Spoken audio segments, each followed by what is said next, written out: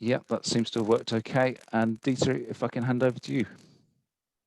Well, thank you very much, and welcome all to this third of a series of conferences and seminars that we've been holding as the NCC term comes to an end. We had our main conference earlier in the month, bringing together the work of the NCC over the last 8 or so years, and we had a science session immediately after that, led by Cathy Willis.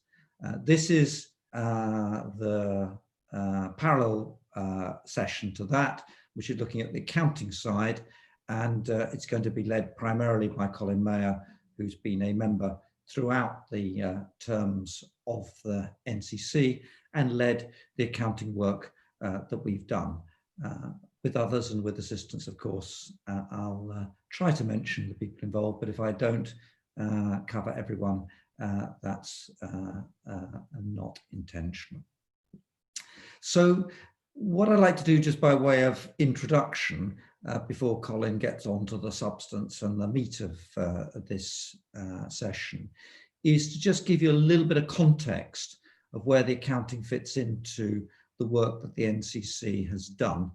And to do this, there are some sort of landmarks along the way, within which the accounting side sits.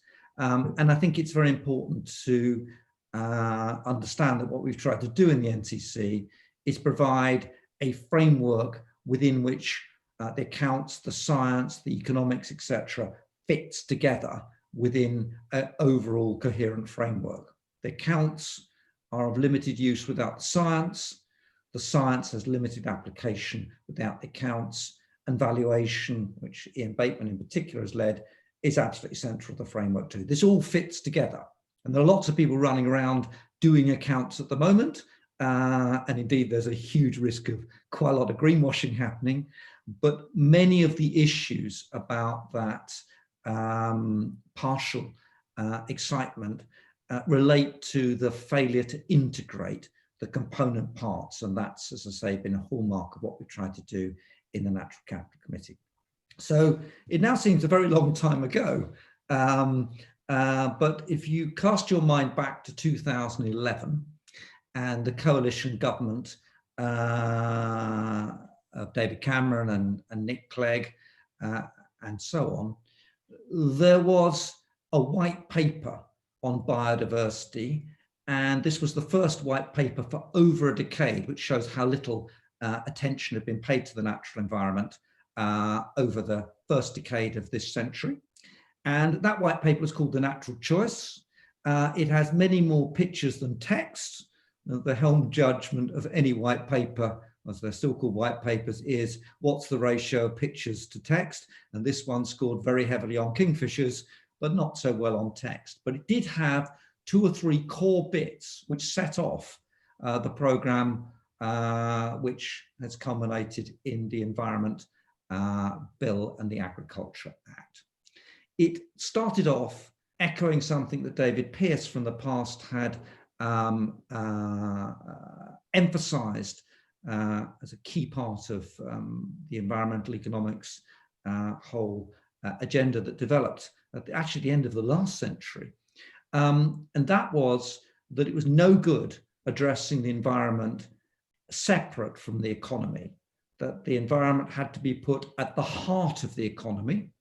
And that's why the Natural Capital Committee reported in its first phase to the Economics Subcommittee of the Cabinet, and therefore had a heavy engagement with the Treasury, as opposed to reporting to DEFRA or the Environment Department, etc., though we've always been embedded within that department.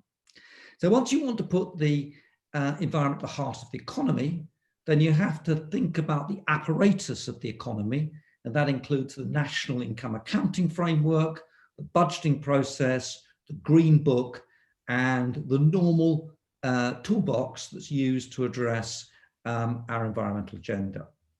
What we did, and we were set up as a consequence of the 2011 white paper, was to take forward its central objective, which was to leave the natural environment in a better state for the next generation. And we were set up with the job of advising government how to do that And I think it's fair to say, in retrospect, that those were the three things in that white paper: the economics approach to the environment, the overall objective, and the Natural Capital Committee. And what we did was, first of all, try and sort out what natural capital was. It seems somewhat surprising now, but back in 2012, when we were set up, natural capital was not the normal way people thought about the environment. It is now, and that's an important progress. We set out a methodology of how to do that, which was in the famous State of Natural Capital report number 3, for those who are interested, called SONC 3. And Georgina Mace, the late Georgina Mace, who was a key part of the first committee of the Natural Capital Committee, worked very much from that framework to identify safe limit thresholds, separating out renewable natural capital. And parallel with that, Colin worked on developing corporate and national natural capital accounts. And that was parallel with the ONS, who had separately, and I think it was one of Nick Clegg's commitments, been committed to creating green national accounts by 2020, i.e. by now. So we had in place the science with Georgina, we had in place the economics with Ian Bateman, of course, and working on the Green Book. We had the accounts in place, and we had the ONS working in parallel. That has developed through our initial corporate national accounts and Colin's critical paper on that, and it's worked through all the national natural capital accounts that the ONS has been developing right through this period, and which we've been helping with. It's culminated in the 25-year plan, which we, the NCC, proposed, and that was translated into the published 25-year plan, which we gave advice to Michael Gove on, and that has been translated through into the Environment Bill and the statutory targets going forward. So we've had a coherent framework of bringing the, I don't want to upset Ian Bateman on this, but what I would call the conventional economic tools of valuation with the accounting approach and finance, which Colin brought to the frame, and the science, which the late Georgina Mace was heavily engaged in. There are lots of other people helping, Kerry Tate, involved in the committee, Robin Smale, Rosie Hales, and then later Diana Cole, who partnered Colin in developing in the second NCC, the framework going forward. And now we come to the end of the NCC, and what we have is hopefully a framework for the science to hand on, a framework for the targets and how the metrics should work for this, the targets in the Environment Bill, and a framework for national accounting and corporate accounting, which we're going to hear about today. They all fit together. It's not enough to do valuation or farm accounts if you don't have the science. It's not enough to do the accounts and framework without the economics too. So they all need to fit together. And Colin's going to lead us through today by starting off presenting to us on how to account for natural capital. And then we're going to take the program through bringing in the ONS and the work with the ONS and the CNCA. And then there'll be a Q&A later on, and I'll have the privilege of just tailing the event, having just topped it, as they say. So over to you, Colin, and hopefully everyone's going to go away with a clearer idea of what we in the NCC have tried to do with others to provide this framework for making sure that overall objective, leaving the natural environment in a better state, is properly achieved, and the accounting framework is one of the critical necessary conditions for getting to that laudable objective. Colin. Thank you very much indeed, Dieter, for introducing the session. I'll just add a couple of people who were also very instrumental in this before I go forward. The first is Giles Atkinson, whose work in the first phase on measurement, in particular in relation to the natural capital accounts, was very significant, and the work that FTech and PwC did in conjunction with us in deriving the corporate natural capital accounts, and we've got Katie Bolt on the panel this afternoon, this morning, who was part of that program. Okay, I'm going to start by sharing my screen with you. So it's failed. Okay, it's not doing it. Let me try. That.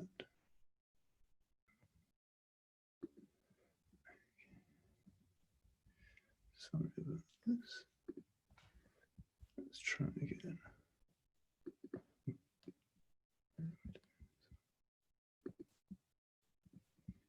We had slides. You're going to get them. Hold on just a minute. Here we go. That's better. Right. Okay, hope you can see that. Right, so I'm going to begin by picking up what Dieter was just talking about in relation to the Natural Capital Committee, and just describe what we set out initially as being the objectives behind the committee. And there were essentially three of them.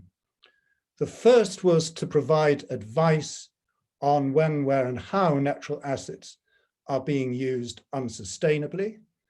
The second was to advise on how one should prioritize action to protect and improve natural capital so that public and private activities is focused where it will have greatest impact on improving well-being in our society. And thirdly, to advise on researcher priorities to improve advice and decision taking.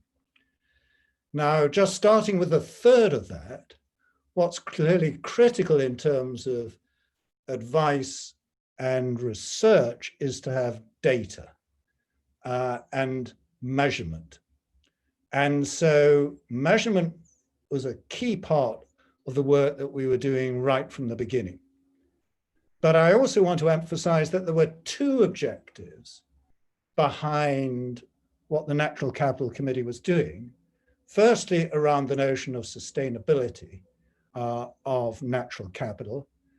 And the second was around human well-being and improving human well-being. Now, I emphasize that because there is quite a lot of confusion in terms of thinking about how to consider measurement, because a lot of the work that's done in relation to measurement is often supply side driven. And that's been particularly true over the last few years in relation to the environmental agenda, where the focus on ESG, environmental, social, and governance factors, has been dominant and has been largely driven by providers, consultancies, advisors, etc., thinking up what they believe to be appropriate measures. And I'll come back to that a bit later on in relation to the work that we've been doing.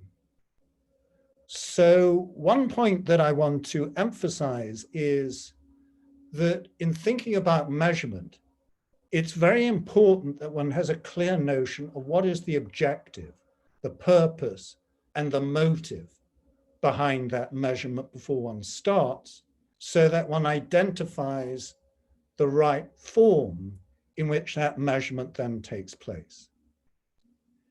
And I'm going to suggest that if one thinks in terms of what I just set out as being the first two objectives of the Natural Capital Committee, then that takes you in a direction of first thinking about metrics and then about monetization.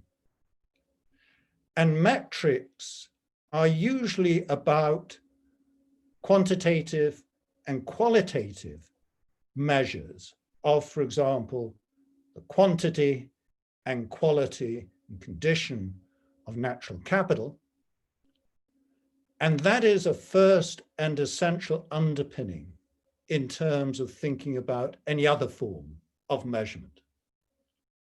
And then the two forms of measurement that I'm going to distinguish are those of accounts in a conventional accounting sense, by which I'm going to mean, in essence, thinking about accounts that help in terms of resource allocation, the costs of resources that are employed, whether they take the form of current or capital costs, and how one should treat those capital costs.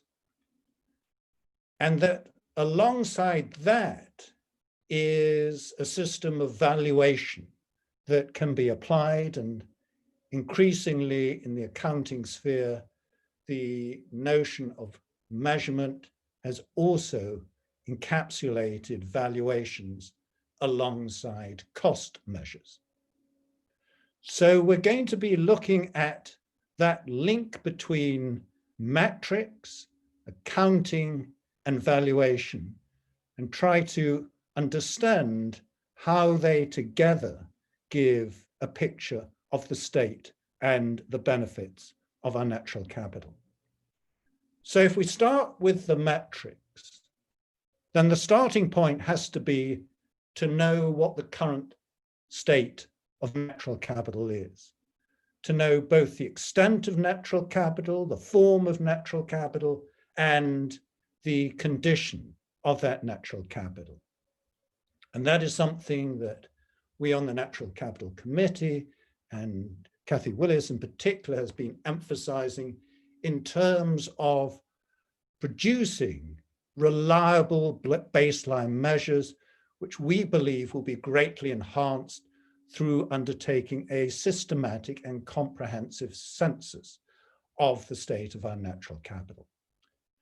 And that once one has that baseline, then one can evaluate how over time the condition and extent of natural capital changes in a positive or a negative direction. And that then provides a basis on thinking about the management of that natural capital. Management in the sense of looking after or restoring the state and the extent of natural capital that we have available to us. But it can go beyond that, of course, in terms of not just monitoring and managing what's happening, but thinking in terms of improving and enhancing. In other words, having targets going forward that potentially extend the scale and condition of our natural capital. And that's particularly important in relation to those elements of the natural capital that are at threat of meeting thresholds beyond which they risk declining very rapidly and collapsing. And that to avoid that happening, one may want to not only protect the existing state of natural capital, but invest to avoid those thresholds occurring in the future. Okay, so one starts off with the metrics, the baseline and monitoring conditions and extent and targets and thresholds. And then one turns to the first objective that I mentioned in terms of the sustaining and maintaining and potential restoring of natural assets. Now, it's important to understand that that first objective that I set out in relation to the natural capital's agenda was about the intrinsic nature of natural assets and the extent to which one needs to think about preserving and protecting their intrinsic state. And that in particular raises questions about the resources that are required to achieve that and the costs associated with simply maintaining the state of natural assets or potentially restoring them to a state that they might have existed at some stage in the past. And that notion then of thinking about the intrinsic nature of natural assets then leads you quite naturally to thinking about accounting in a cost sense in terms of evaluation of the condition of natural assets along the lines of the metrics that I just described, and then determining the costs associated with sustaining, maintaining, and restoring assets. It may also, for the reasons that I described in relation to thresholds, involve investments to avoid, in particular, serious risks of decline and deterioration, and making provisions for future anticipated costs of a maintenance and restoration nature. And I'm going to argue in just a minute that that is important, not only in terms of knowing what costs and investments need to be made, but also understanding the way in which we measure our income, our national income, and our income earned by landowners and corporations. In other words, the profits of business and the income that the nation as a whole is earning. And that in essence, one should think about income being measured net of the costs of maintaining, the depreciation costs, the investments that need to be made, and the application of any provisions that are required to overcome anticipated as well as unanticipated deterioration in those assets. Okay, so that's the first approach in terms of thinking about the natural assets themselves. The second is to go to the second objective of the Natural Capital Committee, and that was about human well-being. And that's then looking at natural assets in an extrinsic sense, in the sense of the benefits that we derive as individuals and societies. And that involves considering what are the services that we derive from nature, from the ecosystems that produce those services, and how we should try to evaluate the benefits that we are deriving, and, if possible, determine a monetary valuation that can be used to set us alongside some of the costs that I was just describing in terms of the first approach. Now, this notion of valuation often raises concerns about putting a price on everything and knowing the value of nothing. But it is clearly critical in terms of thinking about resource management that we do have a sense of the monetary value that we're deriving from these services. So the second approach looks at it in terms of valuations. First of all, mapping those ecosystems and understanding the services that we derive from them. Secondly, trying to identify prices that can be applied to those services, which may come from exchange of those services, of goods or services, the prices at which they're traded, or in many cases where we're unable to observe specific prices because they're not traded, then trying to impute prices from other information, from, for example, the preferences that individuals express about different types of services that are derived from natural capital in terms of the delivery of clean air, clean water, the carbon sequestration benefits, and the preferences that are revealed from the way in which people behave, the prices that we can observe that may be related to the services we derive from natural assets, what are termed hedonic prices, and things such as insurance and loss valuations can all be used to help determine valuations. And having converted those ecosystem services into values, then one can try to create a present value through discounting those valuations over the future at some appropriate discount rate. And that then provides a valuation of the services. Now, there's a third element, which in essence combines together both the first and the second approach, which doesn't just look at the state of natural capital and assets, but thinks in terms of what can be done to enhance the benefits that we derive as humans from the natural assets. And this is then looking at it in an incremental sense of what are the benefits associated with investing in natural capital and undertaking the equivalent of essentially investment appraisals and investment valuations to determine the net benefits that are associated with investments alongside the costs involved in doing that. And that is clearly particularly important in terms of thinking about resource allocation. Now, it's important to understand that the intrinsic and extrinsic approaches can lead to very different conclusions. They don't necessarily, to any extent, necessarily point in the same direction.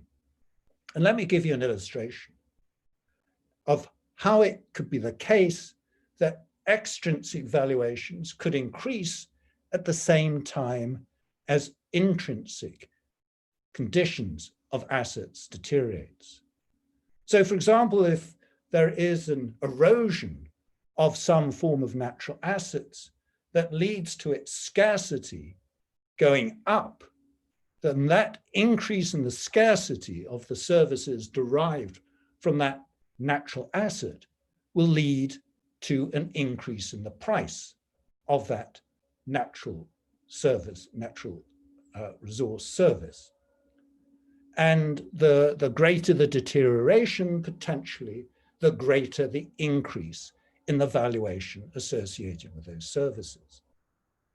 So one cannot rely simply on valuations as a means of ensuring that the intrinsic benefit of our assets, the intrinsic condition of them, is maintained. And we have to think about the maintenance of the state and condition as in essence a constraining factor to meet sustainability conditions. And once one's satisfied that condition, then one can think about expenditures to enhance natural capital, to derive net benefits that we can enjoy from investing in them still further. So we should regard these not as substitutes, but as complementary approaches to determining the way in which we manage our natural assets. Now, let me come back to this point about the impact that the cost approach has on the way in which we measure income and profits, because a problem that we have at the moment is that we are simply misstating profits and national income because we're not accounting for the costs of maintaining and depreciating our natural assets. I sometimes describe it as being equivalent to a landlord who takes the rent from a tenant without considering the costs of maintaining the condition of the property in which the tenant is living. Well, in essence, that's what we're doing when we fail to account for the costs of maintaining or depreciating our natural assets. Now, the importance of that is that the profits and income that we derive in national and corporate accounts is obviously critical in terms of the way in which we make resource allocations, and in particular incentives and organizations are frequently linked to them. And that is of not inconsiderable importance in terms of the way in which natural assets are going to be administered over the 25-year plan that has recently been put in place. Because if we just rely essentially on administrative or bureaucratic ways of doing that, for example, through the Office of Environmental Protection, then if we don't align incentives in both the private and the public sector with what those regulatory bodies and overseeing bodies are seeking to do, then we will fail to meet the targets and objectives that we're setting for them. So it's most important that we do have an alignment between incentives and objectives, and measuring income and profits are critical to that. Now, I also just want to relate this to three fundamental principles that have underpinned the recommendations that the Natural Capital Committee has made around the notion of polluter pays, the idea that those causing the mess to natural capital and the environment should be responsible for cleaning up the mess, the notion of public money for public goods, to the extent that the public sector provides subsidies, then those should be reflected in the public goods that are derived from them. And the third is the notion of net environmental gain, that what we're seeking to do is to improve the benefits that we derive from natural capital. Now, those in essence reflect exactly the three approaches that I was just describing. First of all, the notion of polluter pays is essentially a question, as I've just described it, of the costs of cleaning up the mess, namely the costs in an accounting sense that need to be provided for the damage that we're doing to our natural assets and the environment. The notion of public money for public goods is a question about the valuation associated with the benefits that we derive in relation to the public money that's put behind those natural assets. And net environmental gain is about the incremental valuation associated with investment in natural assets that I was suggesting is an offshoot of both the valuation and the cost accounting approaches. So there's a very natural link between the principles that the NCC are putting forward for maintaining and improving our natural environment and the various forms of measurement that I've just described.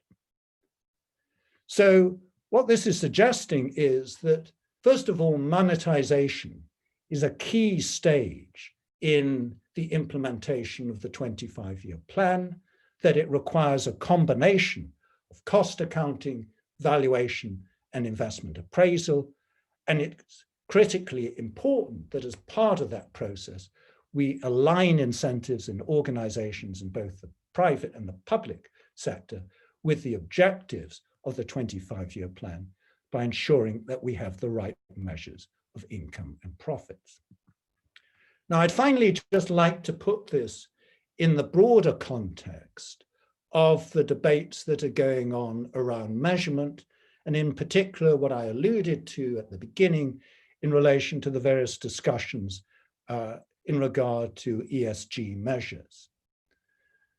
The approaches that are being taken more generally can be thought of in relation to three areas, which exactly map to what I've just been talking about. First of all, reporting, where there's a lot of work that goes on in relation to trying to provide quantitative and qualitative measures of social and environmental factors, for example, total CO2 emissions, or in the case of natural capital, more generally biodiversity, and trying to provide indicators and measures of those elements of performance of companies, investors, and national organized and public organizations.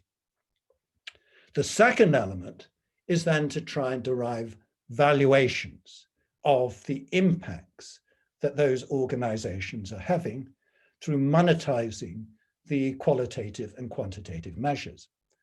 And what that involves doing is exactly what I've just been describing happening in relation to natural capital, the application of various ways of converting those qualitative and quantitative measures into multipliers and targets so that they can be accounted for appropriately, for example, by looking at the social cost of carbon and carbon emissions. And the third approach is to try and account for the costs entailed in maintaining, replenishing, or building social and environmental assets, for example, in terms of the costs associated with decarbonisation.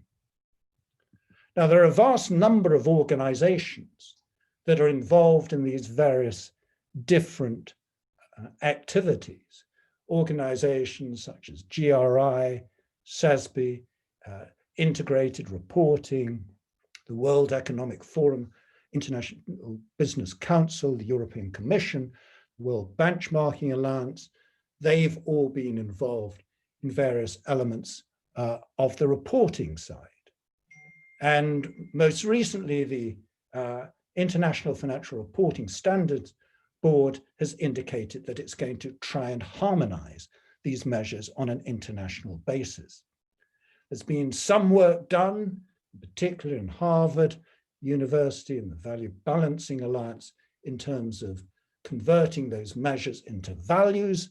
And there's some work that's also going on in terms of trying to derive a consistent accounting framework that applies not only to environment and natural assets, but to social and human assets as well. So really what we're talking about here falls into a much bigger picture of the way in which people are trying to extend measurement beyond just financial and material assets to include natural, social, and human assets as well. And these various approaches are targeted at a variety of different types of audiences. They are relevant to those who are managing within organizations, in particular the use of the accounts, the cost accounts for allocating resources is very important. They're important for those at the top of organizations, in boards, in terms of resource allocation and reporting to other parties, and in particular reporting to investors and regulators, for which alongside the cost accounting, the valuations and the qualitative and quantitative metrics are very important as well. And investors then use that in relation to portfolio allocation decisions, and regulators and policymakers in terms of setting regulatory standards in this field. So the system that we've just been describing is relevant across a very broad range of players.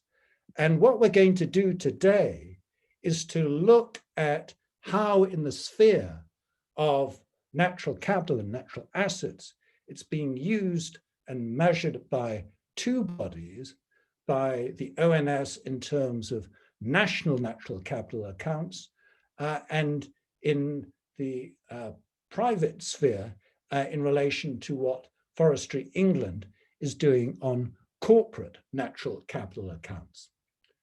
We're going to now have two presentations, each of 20 minutes, followed by a Q&A session.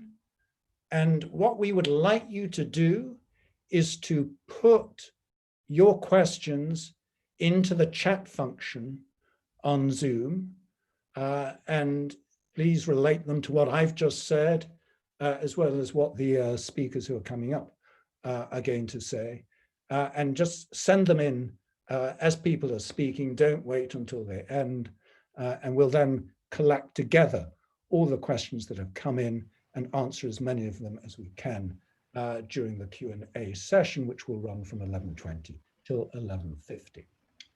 Okay, so at this stage, I'm going to hand over to the ONS team, Joe Grice and Adam Dutton, and ask them to give their presentation. Hi, I just need to take control of the screen. Okay. So Joe Grice, I'm not on the screen, but I'd just like to say a couple of things before handing over, very quickly, before handing over to Adam Dutton, who is head of the National Accounting team in ONS. First is just to correct very slightly, Dee, to your account of how this came into being. It wasn't that ONS ever gave a commitment to Nick Clegg or to David Cameron. It all began with a meeting between Colin Mayer and Giles Atkinson, the then national statistician, John Matheson, and me. I think it was late 2011.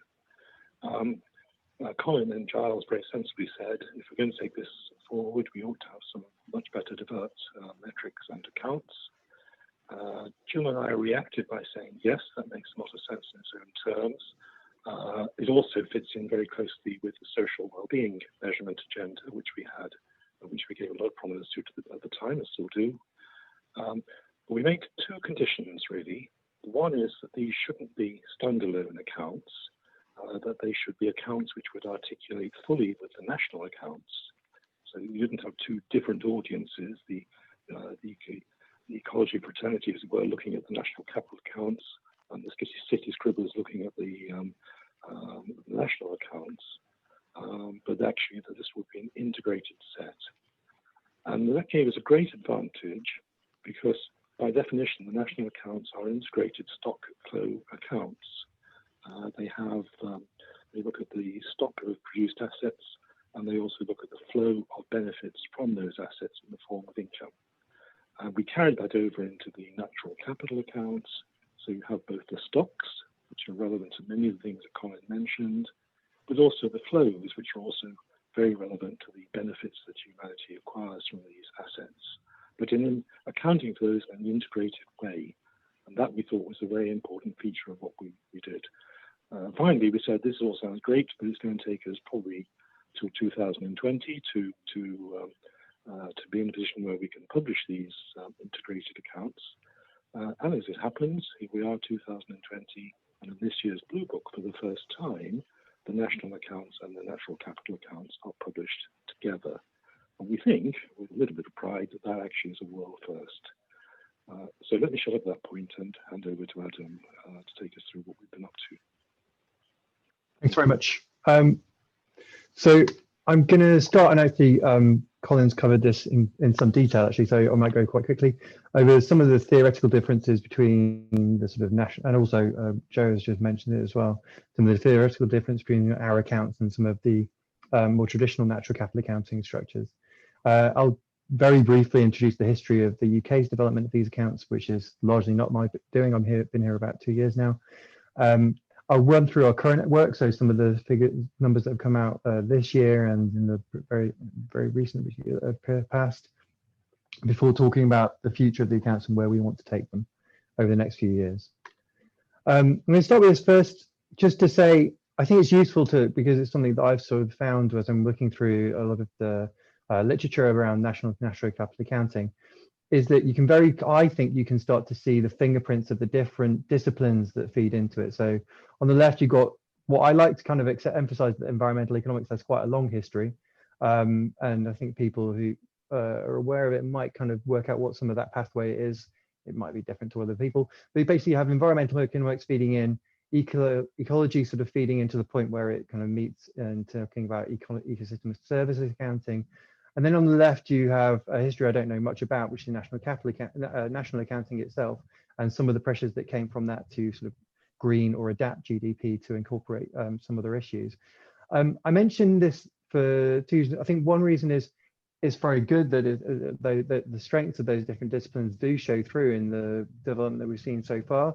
I think there's also a gravity that pulls towards those. So sometimes the sort of path of least resistance might be for a lot of the ecology to get pushed into the condition-based accounts, and a lot of the environmental economists sort of thinking in terms of the main sort of natural capitalist assets. And I think there might also be from national accounts a sort of desire to try and keep natural capital accounting slightly still separate in a satellite, and whereas actually when we combine them all together, they become much more powerful.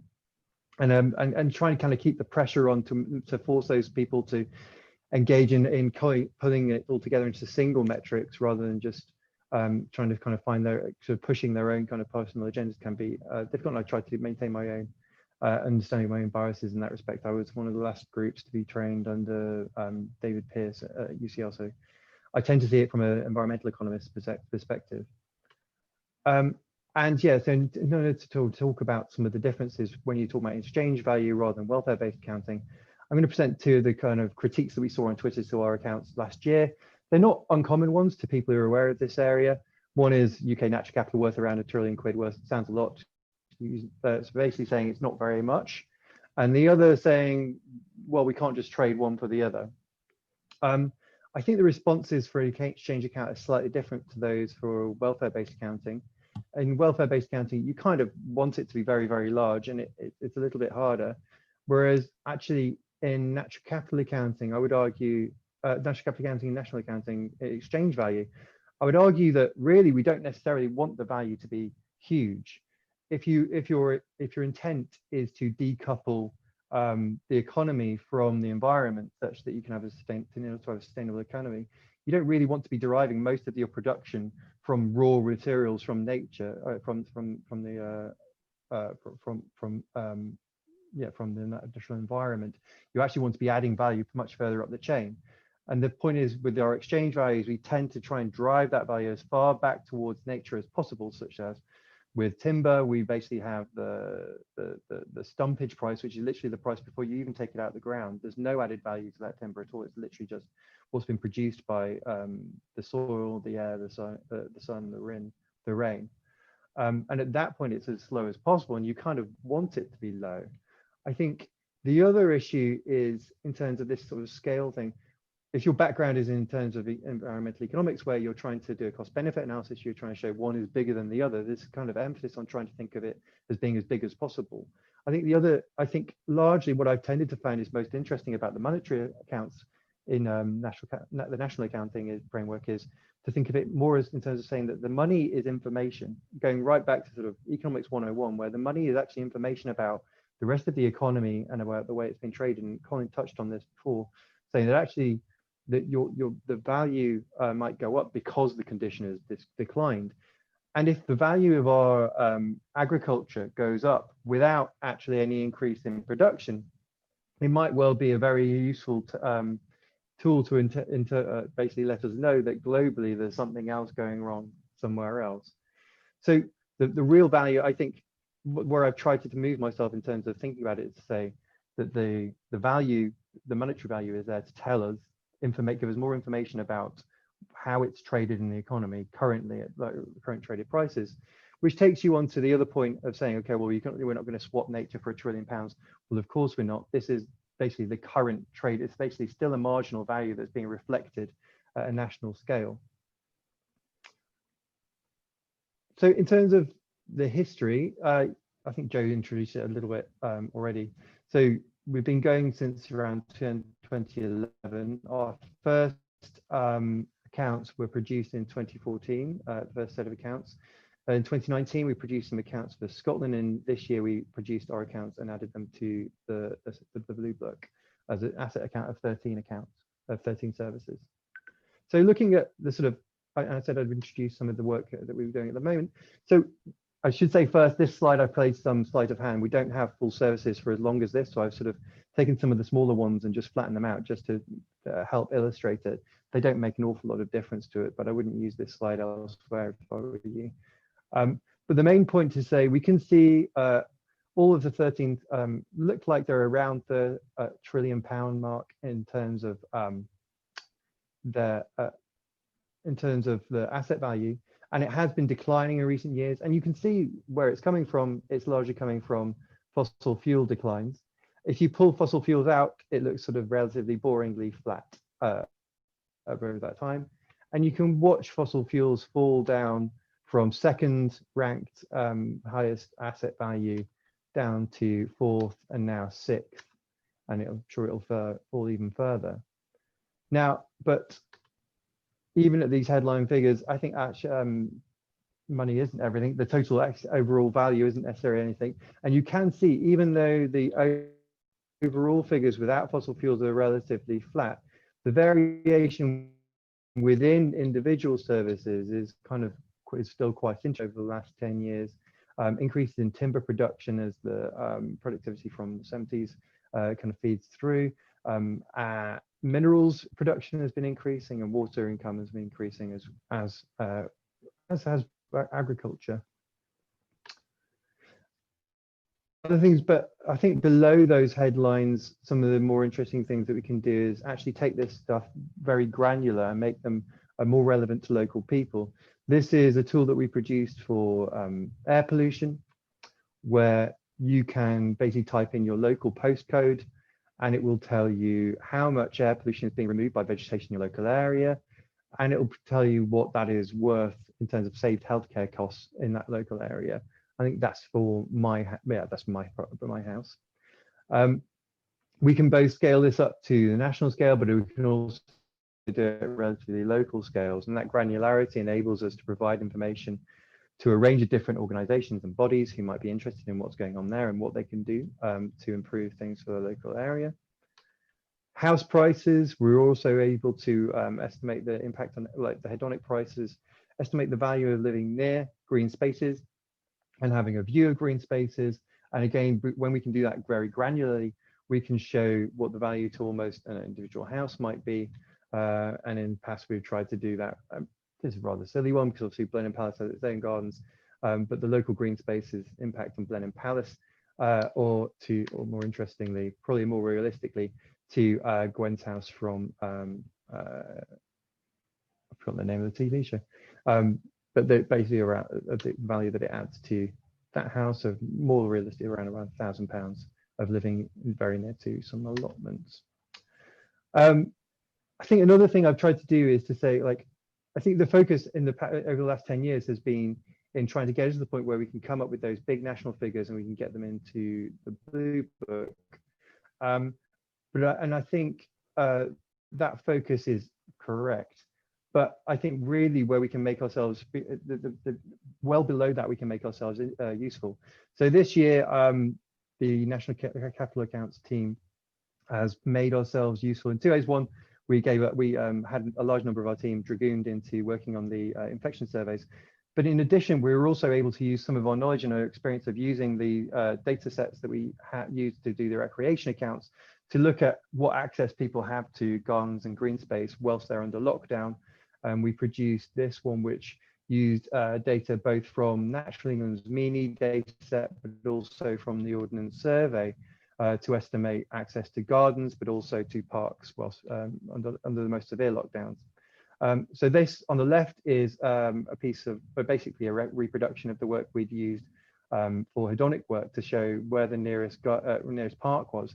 But we were able to add to that detail about how many other people that park was the nearest park for, which enables you to look at not just how easy is it to get to a park for different groups of people in different areas, but also the density that that's going to be having. And we're going to try and look a bit more into that. So, for instance, in Clapham Common, it's the nearest park for Clapham Common might be just 2 minutes away, but it's also the nearest park for 46,000 other people, which might also deter people from using it during an infection, during a pandemic. And we had a few other pieces of information, largely from MINI, which was also backed up by the Ordnance Survey work, which showed that the black households were nearly 4 times as likely as white people to have, less likely than white people to have access to a garden or an outdoor space. The other thing that we did this year was also apply our ability to work to COVID and air pollution. We were asked to look at the relationship between mortality and levels of air pollution. And we were able to show that a lot of the earlier work, which had picked up relatively large impacts of air pollution, might well have just been driven by levels of infection being higher in areas with higher air pollution, because they also happen to be more dense. And we were picked up by the Hulk, but the Guardian and the Times notably both kind of reported on it slightly differently. The Guardian basically said that we may well see an increase in the COVID deaths with air pollution. The Times said we probably wouldn't. I think somewhere in between that's probably accurate. Yeah, I've got that reminder, thank you. In the future, we would be looking to improve the scope for analysis, because I think at that point we make these useful, but we're able to go to departments and say what we actually need to do in order to improve assets on any particular scale. We also very vitally need to improve projections. I think the move between ecosystem service accounting and natural capital accounting initially saw very little change in the actual techniques used to estimate the two different things. And I think the emphasis on asset-based accounting means that we need to get an awful lot better at estimating the projected services, so that we're genuinely estimating the sustainability of our current management. And then we also need to work harder to look at how much more we can do to fold them into the wider national accounts. So for instance, and I mentioned at the beginning, that kind of, I think I see the sort of fingerprints of the ecologist wanting to kind of maintain the ecological data that they're producing and stick them in the condition accounts where they can look at soil safely by themselves, and the environmental economists wanting to emphasize the sort of scale of the value. And in some ways, I think it's driven by the fact that it's very difficult to combine condition and actual monetary value. Whereas an awful lot of our accounts, it's much easier to start from the top. Like the theory for that capital accounting is, well, we have condition and we have extent, and that produces a certain amount of service, and therefore we estimate the service based on those. It's much easier often to look at the top level and say, well, this is what's being produced, and this is what the value is, and then work out the impacts of condition and extent on that afterwards, rather than build from the bottom. Here, what I've got is 4 different ways of estimating agricultural biomass. The light blue is the one that we currently use, which is based on national accounts. We basically make a kind of a form of, it's almost equivalent of profit of the industry. And then the yellow one would be based on whole farm income, basically kind of building up from an individual type of farm and then applying that to the total area covered by those farms.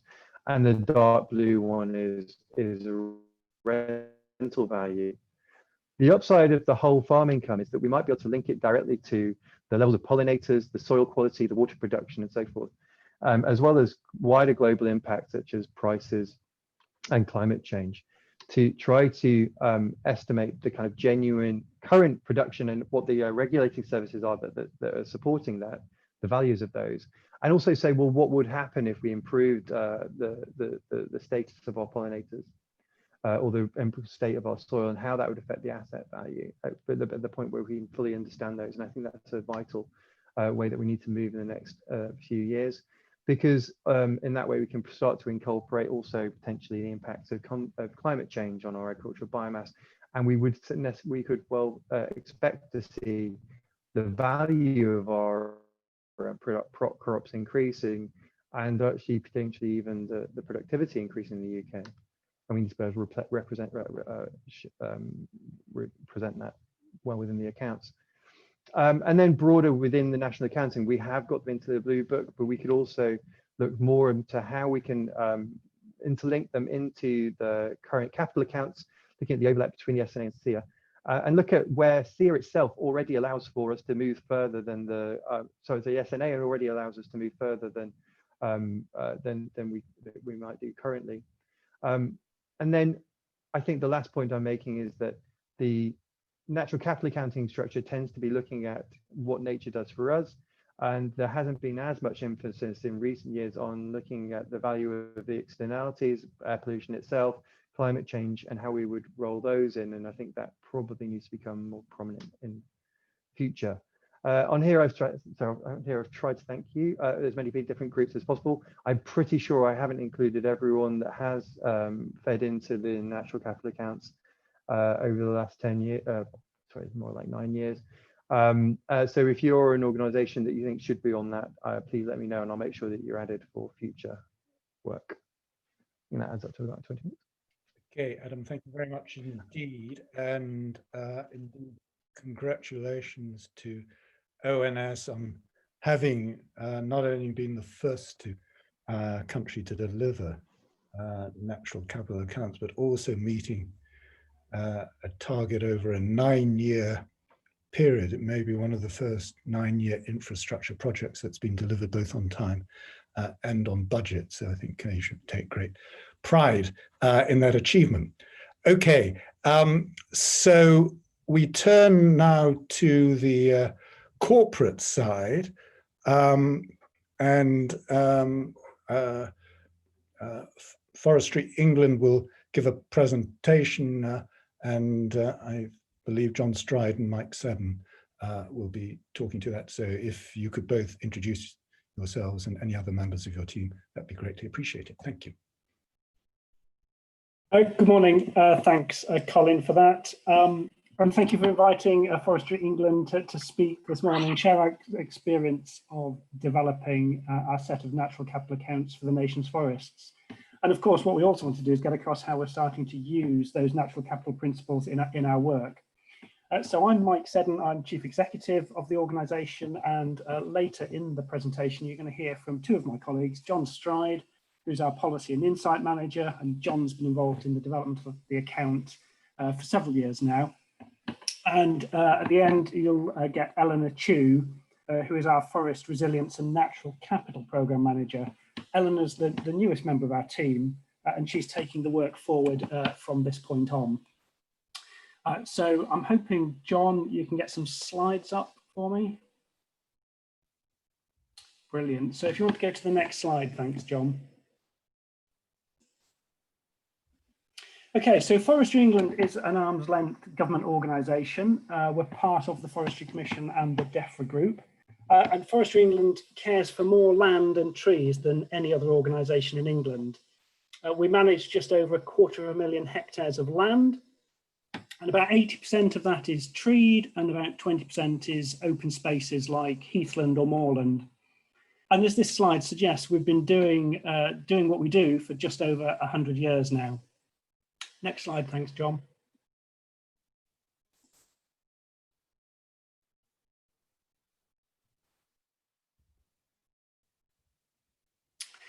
So Forestry England, as the kind of name suggests, sustainable forest management is the basis of what we do.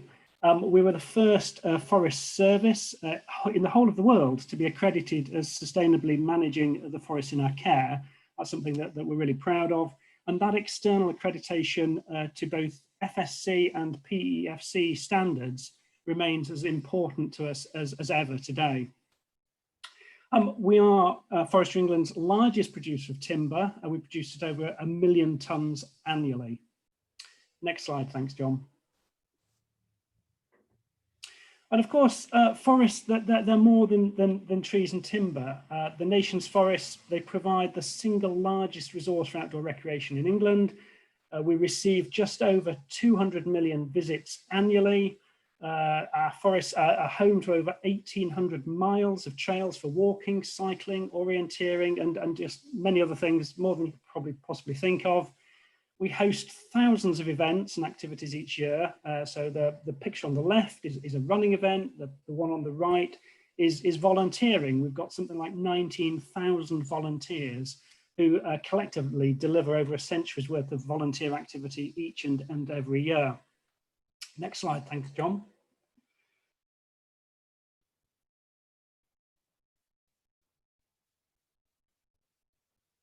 And something like more than a third of the nation's forests are subject to nature conservation designation. They're a haven to more than half of the UK's threatened and rare species. And it's not just what's already there, we're currently active in putting things back. So we're really keen. We've recently reintroduced beavers in a couple of places. We're active with pine martens in the Forest of Dean. And a highly iconic bird, the white-tailed eagle, has just been reintroduced onto the Isle of Wight. So we really believe in sort of adding the value for biodiversity in the forests. And if you go to the next slide, thanks, John. The nation's forests are places of economic activity as well. So not only that 1 million tonnes of timber each year, but of course that generates jobs in the forest, jobs downstream. And we work with partner businesses across the estate to provide sustainable tourism accommodation, day visitor activities. And overall, as an organisation, we generate something like just over 80% of our running costs through traded means. And we reinvest those funds, the funds that we generate, into natural capital, public-based benefits. Next slide, John, thanks. So historically, we were only able to tell the story of the nation's forests in our work, the story I've just shared with you, as a descriptive piece or in pure financial terms. So it would go something like, we spend X to generate Y, or activity A costs us this much. And we wanted to do far better than that, and to assess whether what we were doing was really adding value, generating more public benefits in a sustainable way. And clearly our purpose is about public benefits derived from the natural environment. So natural capital is an obvious concept and a useful language for us to adopt to allow us to understand and talk about what we do, as well as learn how to do that better moving forward. So natural capital gives us a language to help us tell our story. And our fifth year of accounts calculates the natural capital value of the nation's forests at over 26 billion. And through the methodologies that we've been developing alongside this, we estimate that for every £1 of public money that we spend, we generate around £30 of public benefits. And that's just one of the measures that we've developed so far. So hopefully in the remainder of the presentation, you'll see this is a journey. It's one that we're committed to and one that we want to keep developing to make it real and really embed it in our work. And I'm going to hand over to John Stride to take us on. Thanks, Mike. Yeah, so our journey into the preparation of corporate natural capital accounts began in 2015. We had that's when we published our first set of accounts for the public forest estate in England. We were able to start that process with the support of third-party consultants and other experts within the Forestry Commission, some of whom are here today. So the voices you're hearing present this are certainly standing on the shoulders of giants that have come before us and helped us to develop this over the course of the last 5 or so years. As Mike has shown, delivering public benefits from natural assets, it's what Forestry England is all about. Developing the methodology for us to be able to grow our understanding of the variety and the relative value of these benefits was an exciting step for us to take.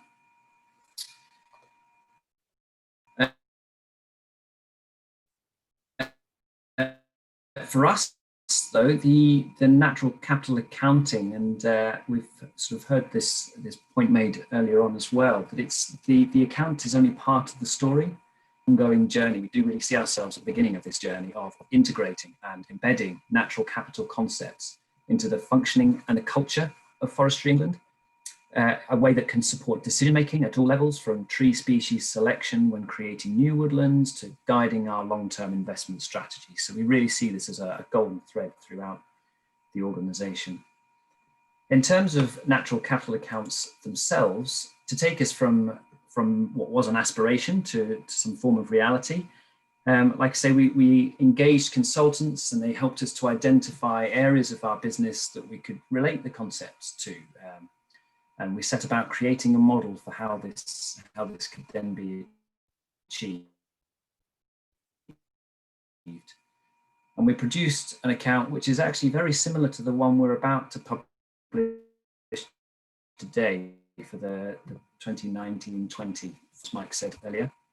But this account was based on key services that we've been able to quantify according to methodologies that we're comfortable in adopting, and as Colin said earlier about measuring, it's based on things that we've been able to measure for our portion of the country that we manage.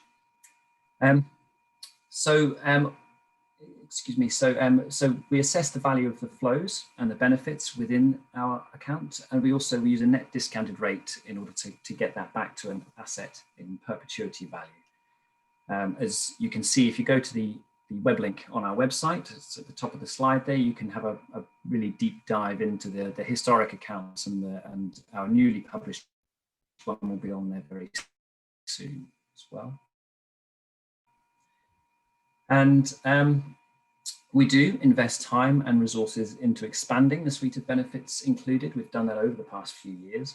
And while this is a slow process, I wouldn't say we have kind of, we are evolving. So for example, last year we began with the inclusion of biodiversity indices within our asset register as well, for things like bird abundance and richness. And this year as well, we'll also be accounting for the stock of carbon within our soils, as well as that within our trees as well.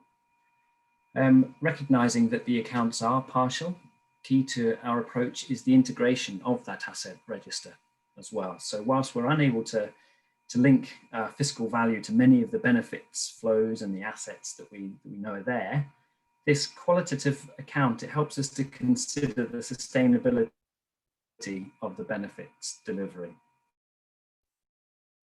So we're able to put the two things side by side and really see that we're able to ensure that the asset maintains or increases its extent and or quality, whilst delivering benefits of growing value over time. But as we developed over the course of the years, the practice of natural capital accounting became something of a business as usual. But we wanted to do a bit more. We wanted more from it. So great, we're able to capture the values in this way and talk about things, and we're getting well practiced at that.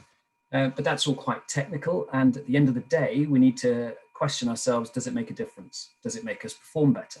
How can it help us to leave the nation's forests in a better state for future generations? So we began to face that question. How can we harness the power of this thinking to really capitalize on it? And for us, that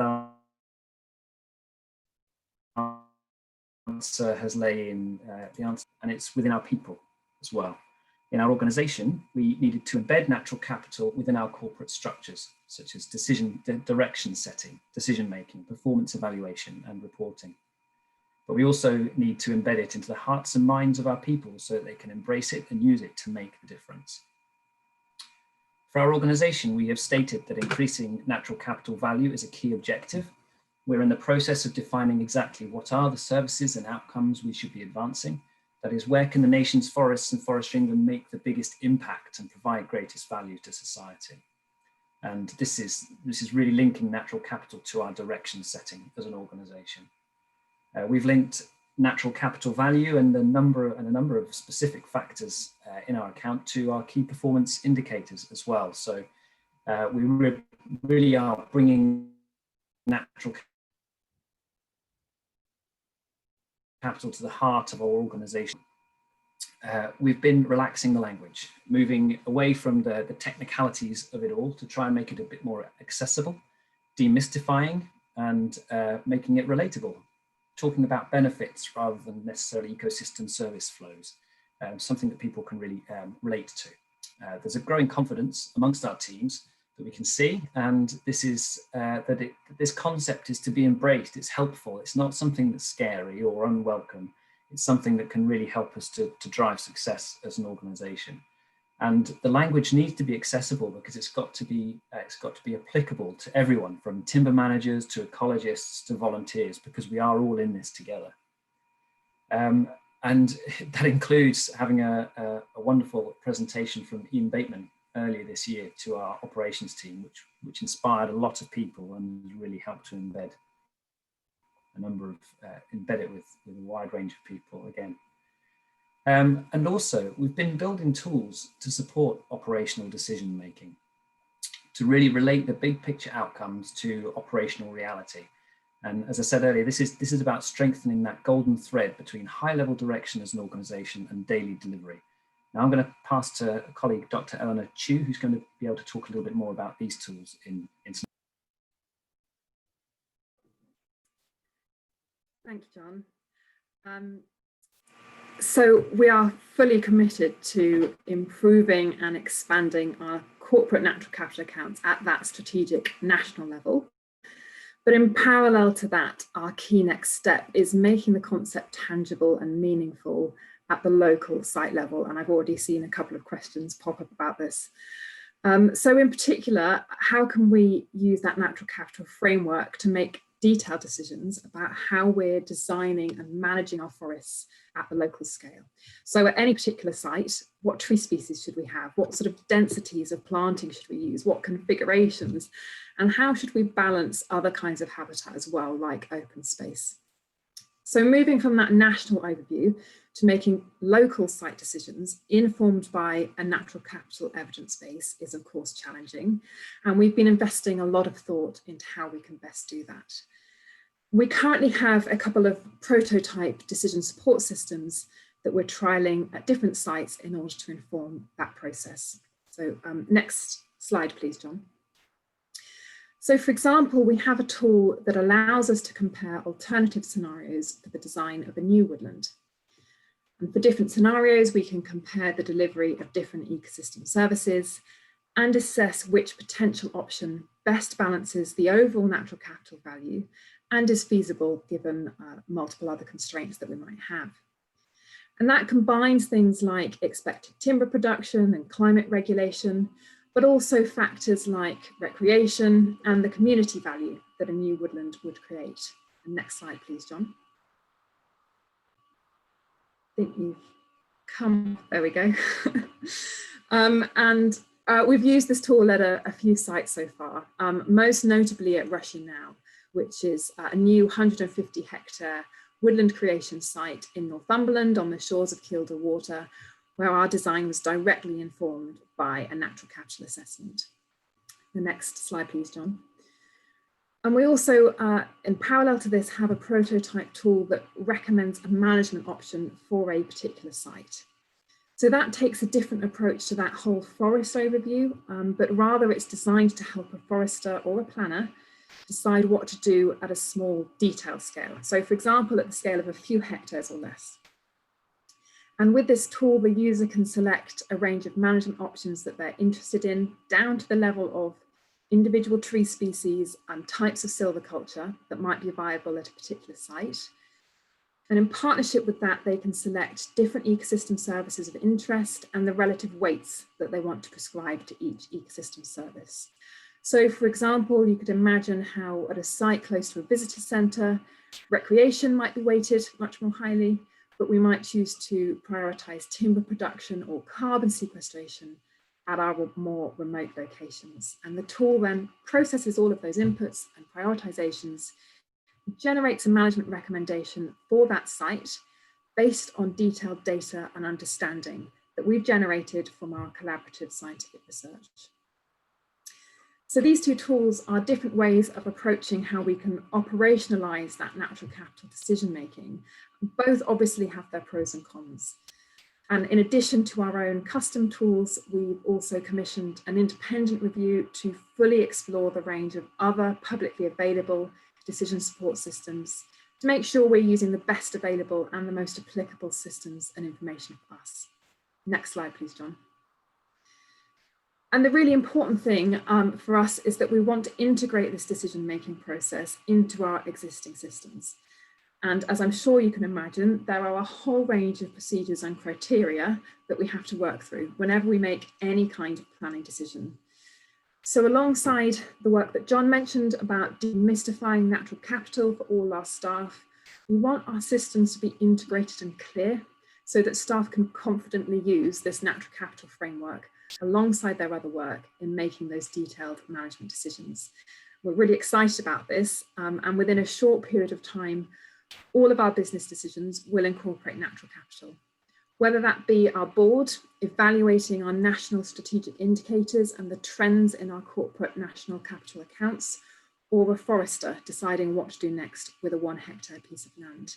And with that mentality, we're confident that we will continue to invest in and improve the natural capital value of the nation's forests. And I'll just pass back over to Mike to finish off for us. Thanks, Eleanor. So it's one thing to create a natural capital account and publish it, but it's another thing to embed those capital principles in the culture and ways of working with an organisation. And you've just heard from John and Eleanor a little bit about how we're on that journey, trying to do just that.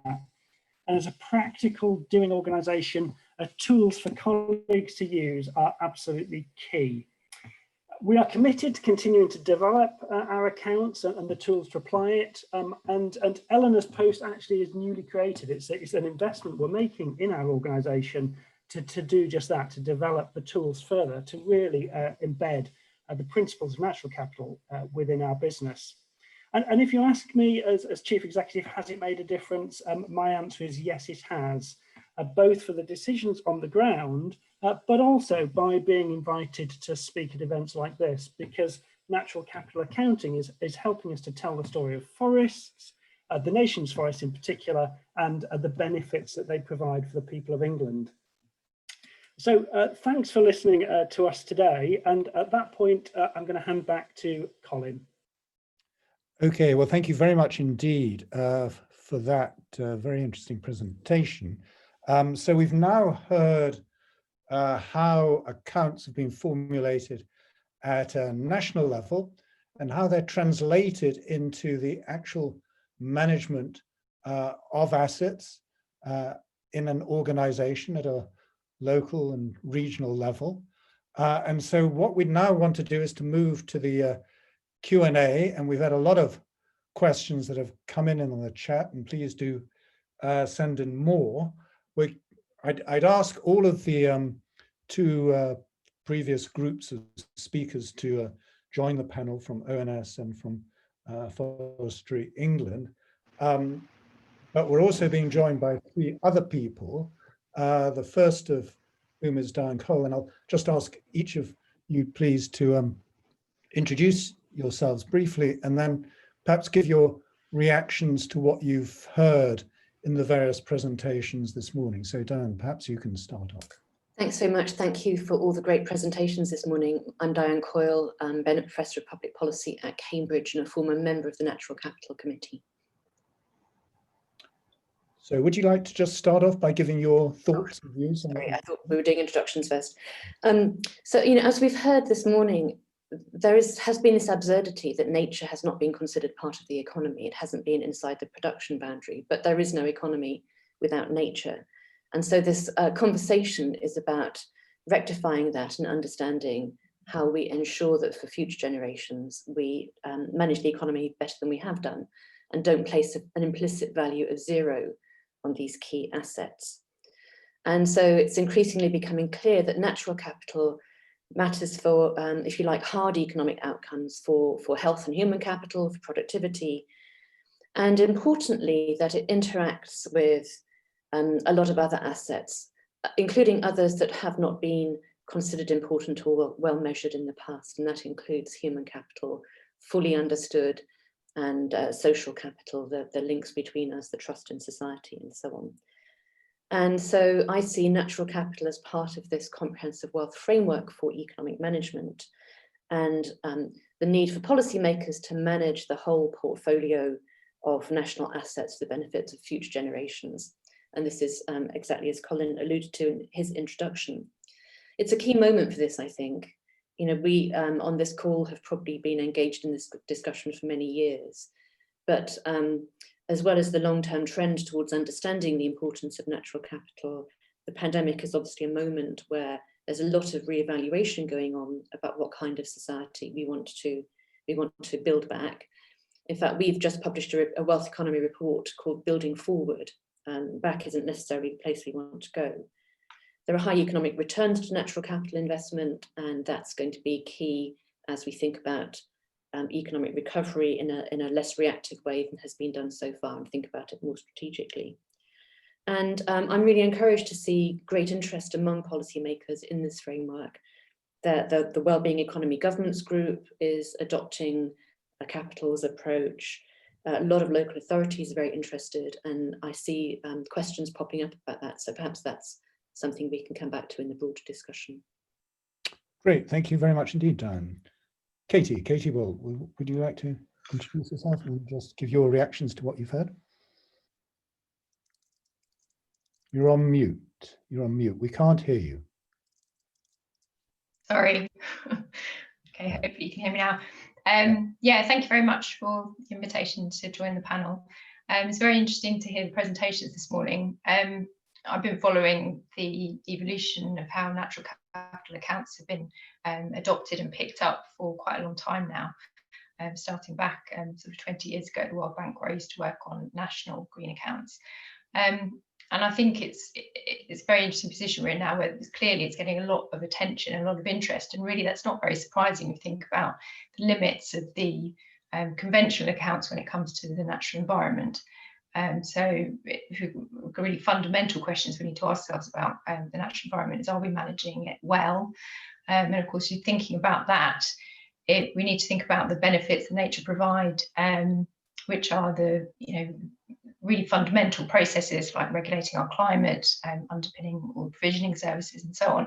And many of those are public goods, and they don't have exchange values, and they don't have prices, and therefore are invisible in the conventional accounts. So it's no surprise. The second, of course, key question, as one you've mentioned many times, Colin, is are we managing it sustainably? Are we thinking about the maintenance costs and the restoration costs? And that way of thinking about nature as an asset is a new thing. We're still learning how to do that and shifting, but of course, actually that fits quite nicely into the financial framework, into the accounting framework, sorry. So I think it's very encouraging we've come so far. I think that second question in particular about how far we've come with integrating that into the way we're preparing the accounts that we've seen so far is probably something that we need to focus on more. But it's very encouraging to see so much interest and adoption so far. Great, thank you very much indeed, Katie. And Paul Leinster is a member of the Natural Capital Committee. So would you like to give your thoughts and reactions after introducing yourself? Thank you, Colin. Yes, I'm a member of the Natural Capital Committee. I'm at Cranfield University and also doing significant amount of work in the Oxford-Cambridge ARC on these sorts of matters. And within that work, I think it's important that we understand both what the baseline is when we come to be talking about things like net gain. Unless we know what the baseline is, we can't understand what the net gain approach is. And we need agreed methodologies for, I believe, environment net gain, not just biodiversity net gain. And environment net gain needs to build on biodiversity net gain, but it is essential that we have the net gain for the environment. And also, for me, that needs to be intangible assets. And as you were saying, Colin, we need to be thinking about the restoring and protecting and enhancing aspects. One of the things that we're looking at within the ARC is how do you use these approaches to understand the most appropriate location for new developments, new housing developments. And then when you're designing those new housing developments, how do you design them taking into account these considerations? Also with some of the route selection of linear infrastructure. So how do you inform both road and rail choices by taking natural capital and net gain into approach? So we need practical tools and approaches. And so the Forestry Commission approach I thought was really interesting. It'd be interesting to see whether or not that is available. One other aspect is this whole question of what about the natural capital that a business relies on but doesn't actually own? And how does that get taken into account in their business thinking? A lot of what we've been dealing with today is natural capital owned by a particular business, but there are a number of businesses that rely on natural capital, don't own it, and they still need to be taking that into account within their business practices. And most probably showing that within environmental risk registers within their accounts, because it's not going to appear on their balance sheet. So I think that aspect also needs consideration. Okay, thanks very much, Paul. And perhaps we'll just start off with that last question, because I think it is a very interesting one. And it'd be interesting to hear both from Forestry England and from ONS about this point that Adam was making, that the national accounts basically think about services at the very local level at which those natural assets are operating, and doesn't think about it in the broader economic sense, because those are attributed to other types of value added. But if one thinks about it, for example, in relation to forestry, a vast proportion of the benefits that you are conferring are externalities, aren't they? They are beyond what you actually own as your own assets. Is there any way in which you take those factors into consideration?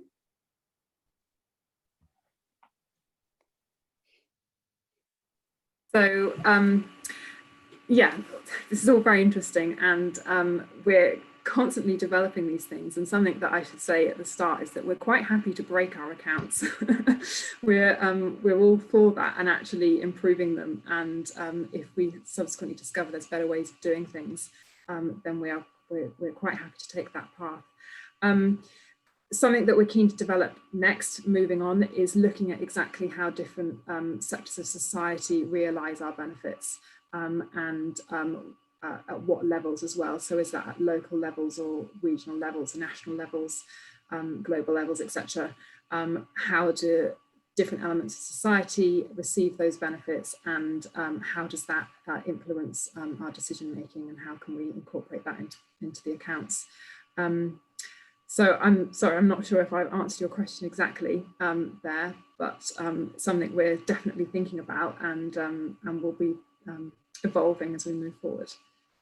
Thank you. Isn't this a bigger question for economics, Colin, that we don't have very good methods for thinking about the economic welfare value of public goods broadly? And it's not just natural capital, it comes up in all kinds of digital arenas too. And I think it's for us economists to get our thinking caps on. Have we made any progress on this, Diane, in any areas that you can think of that may be exemplary of what one might try? In my field of digital measurement, we have started using some of the contingent valuation techniques that are much more widely used in environmental economics. And I think a lot of economists have been quite skeptical about that. Having now tried this myself, I'm becoming less skeptical, and I think it's just the onus is on us to provide some empirics around this and develop better methods if we need them. Right. Okay, well, this relates to one of the questions that's come in from Dave Gorman at Edinburgh University. And it is an issue that lies behind quite a lot of the discussion. Do we have any sense of the percentage of GDP on an annual basis required to maintain conditions and restore as required? And do we have any notion of the public-private spending split to achieve this? Adam, yeah, if you could perhaps pick this up, that would be great. In terms of the restoration costs, the ONS has only done, we made a brief foray into it when we did our peatland accounts. And I looked them up because I saw the question come in, just to remind myself of exactly what we came to. And we found that restoring all peatland to near natural, I mean, it was a very crude way of doing it, but we came up with a sort of present value of the next 100 years of perhaps 8 billion, going up to 22 billion if we included all full costs, and we compared that to the carbon benefits of well over 100 billion in present value. That's over 100 years, so relatively small amounts of money on a yearly basis. Peatlands present particular issues in terms of estimating restoration cost accounts, because there might be some fairly significant engineering required to actually enable the water levels to be risen to appropriate levels to actually hold on to the water, because of so much time has been spent just getting rid of it in those areas which were once basically wetlands. And then I think I'm not actually, Katie might want to talk about it in more detail, but when in a previous job I did do work on broader restoration cost accounts for working out what should be done with the cap. And again, it's relatively small beer. I think we were talking the last time I worked on it, achieving all of the kind of UK's biodiversity targets were looking like 2 billion a year. I think further work's been done that might have risen it a bit closer to the totality of the cap budget handily. But yeah, I think you're talking about maybe a few billion a year, not against relatively significant benefits. So you can still do a sort of CVA even with the exchange value. It probably works out quite well. Well, I mean, I don't know any further. These are kind of rough. Right.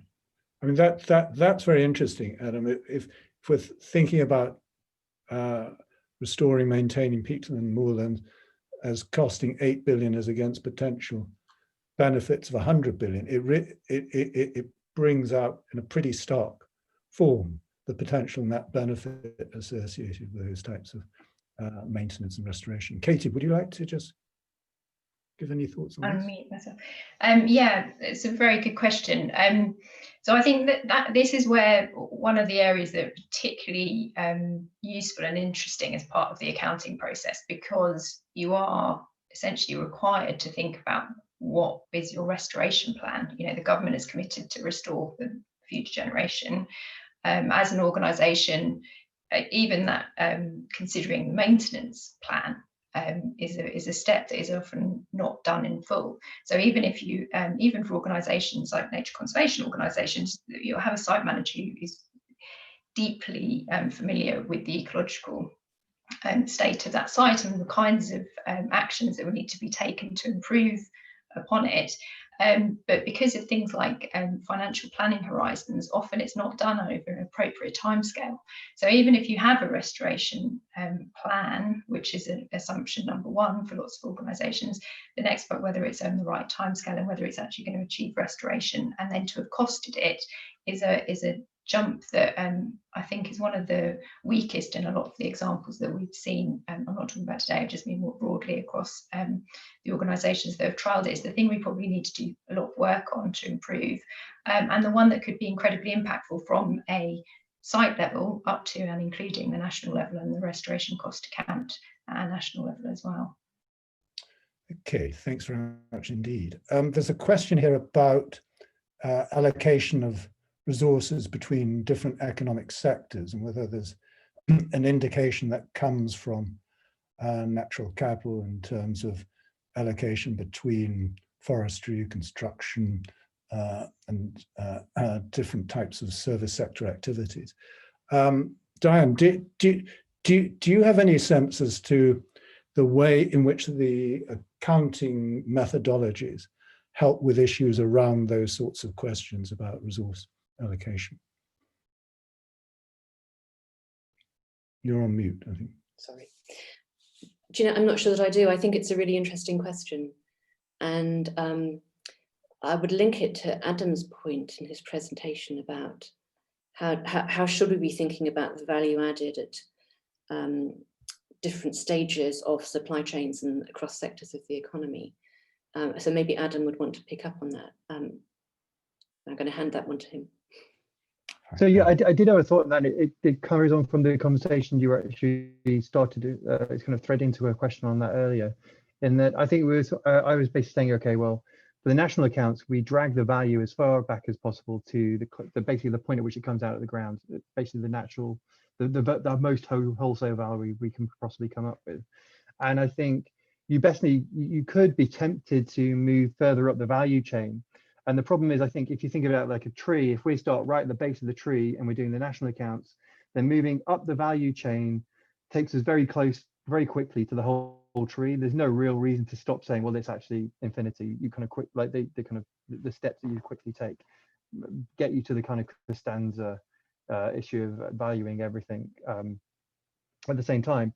On the other hand, though, I think if you're a business, it works very differently, because if you're very much further up the tree and maybe right at the end of a branch, you are a very high added value company, maybe even a service sector, and you want to look at the dependencies beneath you, then actually going back down the value chain and looking at what you depend on individually as a corporate entity actually is very different and actually a far more useful enterprise.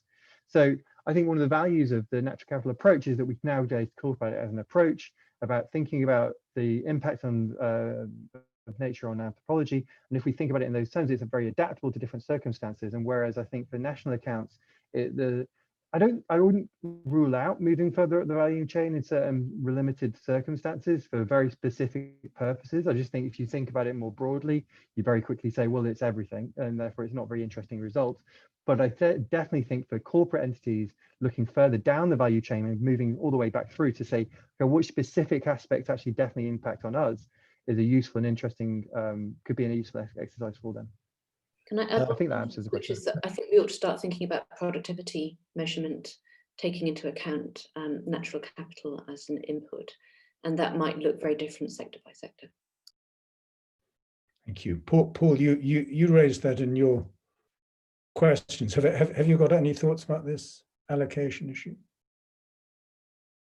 Yeah, for me, it comes to, for a number of companies and organizations, it's the place where it gets addressed is in considering risks. And I think people need to think about this, not just the economists, not just the financial people within a business, but also those business people who are thinking in terms of risk assessment. And it's been interesting to look at some of the supply chain mapping that people have done recently. And a number of big companies have done very detailed risk assessments of their supply chain and have factored in environmental risks and environmental factors, including flood and drought and other disease. And one of the other places that this has come to the fore in business thinking has also been around just in time, because that's required people to think in a different way. So I think it's, as somebody else was saying, this is about getting people to think about dependencies and risks and then in that context, thinking about the potential impacts for the business, including existential risks in some circumstances and just viability. Okay, thanks very much. We've had a couple of questions from Jules Flory and C. Brass in regard to allocation between local, regional and national priorities. Now, this is something that you touched upon in your Forestry England presentation. I wonder if you could say a little bit more about how this is influencing the way in which you are making those decisions. Mike and Ellen, I can go for this one if that's okay. Can you hear me okay? Yes, perfect. Great. Okay. So yeah, so our natural capital accounts, of course, we, as a large national landowner, looking after 250,000 hectares of land across England, we do have administrative boundaries within that, you know, so, in terms of how we divide that up into business units, for example. And our national accounts, the way we pull them together, we can't actually disaggregate that very well into these individual business units. So that's where we have got a struggle. And Eleanor said earlier about not being afraid to break it as we evolve. We want to get that golden thread really strong between the operational decision making and how we can account for the natural capital asset and the value of flows at a national level. We're going to have to sort of marry those two ends quite nicely. But at the moment, we're kind of concentrating at two ends of the piece of rope rather than the middle, which is the on the ground, develop that and make that as strong as possible, and also develop that national level account, which is helping us to embed and build the culture and for people to see the visibility of the concept as an organization as a whole. But we do understand that we do need to bridge that gap, and the local, and when we talk about localism, for example, when we talk about those local areas, they would be our forest districts, for example, or an individual block of woodland, or potentially, you know, other areas that we might break them down. But it's a journey that we are on.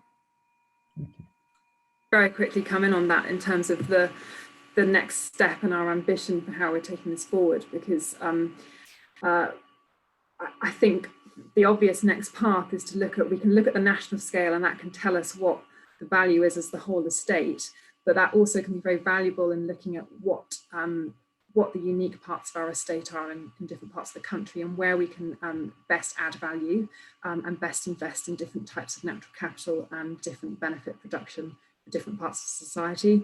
So our next aim is to develop that strategy that helps us to link together what we're doing at the national level in our reporting, but also tells us where we want to move next and how we're going to invest in things. We can then translate that down into the local decision making, which will be another way of helping us to link that together and make sure that different parts of the estate and different parts of the country are doing the things that are going to most add value in terms of their natural capital. Thank you. There's another question that's come in that I think in your field as well, about the use of natural capital accounting and life cycle analysis, which presumably is something that you think quite a lot about within forestry. I'm not sorry, what's the question there, Colin? Whether one can use this approach as a way of thinking about a life cycle analysis to presumably developing forests and looking at them over a long term. Absolutely, yeah. Yeah, and that's something that is another challenge, I guess, for forestry, because forestry is such a long-term land management thing, rather than something like agriculture that obviously has high turnover. So we're having to constantly think about how our values are going to mature, and different parts of our estate, and what we're doing now, the actions that we have are going to have implications in 40, 50, 100 years time, and those benefits that we derive from the management that we're taking now are going to take a long time to mature. So there is obviously a question there for the pattern of the benefits that we're producing across the estate, and how we can both maximize that but also balance that, because that has implications for our finances as well. Obvious things like timber production, and making sure that we're not just investing in our natural capital, but also keeping the organisation afloat and able to continue to do that. We need to balance the two. So yeah, absolutely, it's things that add in, and obviously different land sectors have different ways of comparing the two, but it's something that we certainly think an awful lot about. Okay, thank you. And then there's a question from John Martin about the extent to which the natural capital approach is being applied outside of England, in Scotland, Northern Ireland, Wales. Adam, could you just fill us in on that? So in Scotland, we produced the natural capital accounts for Scotland first time in 2018, 2019, sorry. We've produced another one this year. They are very keen on them. They've been used in policy discussions, and have been used in the Scottish Parliament. There are benefits in Scotland for it in that we do get to access their own national accounts, which they've been producing. So that's kind of helpful. They also have their own national capital asset account. Sorry, national capital, what they call it? I've forgotten the word for it. They have basically another set of accounts which are non-monetary. Natural capital, yeah, I think it's, I can't remember what the word is, but they have another one of those. So they're very keen on the approach in Scotland. In Wales, there have been, I think there is interest certainly in this area, but there's not. It's a different kind of interest in natural capital approaches, and I think there were some. Well, that's a broad discussion. I would talk to people in Wales about that. Northern Ireland, I think, has always been a bit tricky just in terms of data, I think, essentially, but there is definitely interest within DAERA, and they're largely, I think they've been talking to me about their agricultural college has been developing it, and I think it's from there that it might spread. Brilliant. Okay, well, thank you very much indeed. Thank you. Sorry, Eche just reminded me of the name. What was he saying? Sorry, the Natural Capital Index. Sorry, I couldn't remember the word. Yeah. Okay. It's in the messages. Well, thank you very much indeed to all of our panelists for a very stimulating discussion. And so at this point, I'm going to hand back to Dieter to conclude the event. Thank you very much, Colin, and thank you for chairing this morning's proceedings so professionally and smartly, and drawing out so many dimensions of this issue. I wanted to do three things in these concluding remarks. First of all, I wanted to make a comment about the approach that's been taken.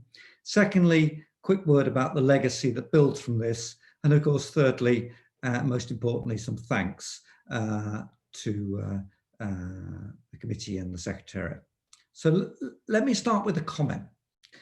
You know, when people get involved in the detail of accounting, it can quickly move from a general strategy to achieve an outcome, and the particular details of particular assets, particular revenues, etc.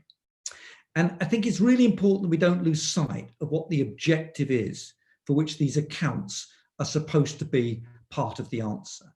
The objective is to leave the natural environment in at least as good a state as we inherited it. And we've interpreted that, and I think rightly, to leave the set of natural capital assets in at least as good state as we inherited them, And that points to some quite interesting consequences for what's going on in the accounting framework. For those renewable natural capital assets, the things that nature gives us for free now and forever, what really matters is that not that we know what their value is, but whether we're maintaining them properly. And that goes to the heart of Colin's presentation at the outset. You know, we don't need to know the value of Britain's natural capital for those assets we want in perpetuity. Why would it be a relevant number? And that comes to the heart of the ONS discussion today. Does it matter if it's 1 trillion, 10 trillion, or whatever? The issue isn't that. The issue is to make sure those assets are properly maintained. And that's the cost component.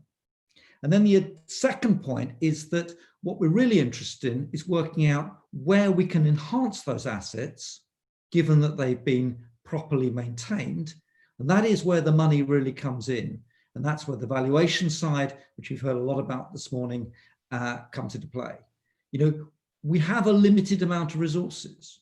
The budget for DEFRA is remarkably small. We have a budget for the ELM scheme going forward.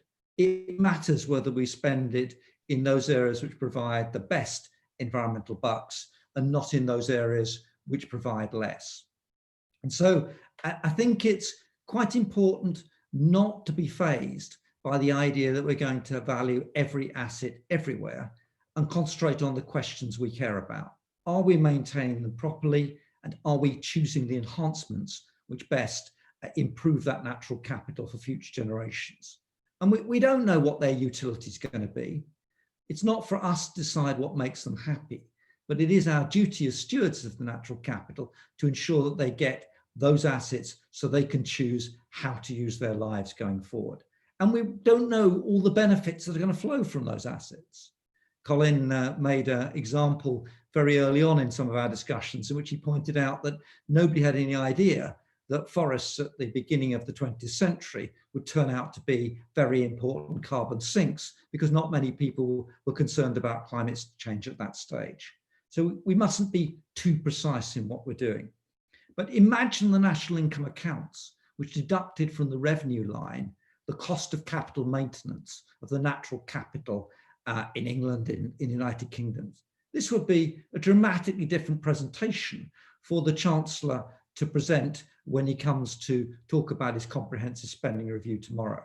So these things really do matter in terms of their consequences.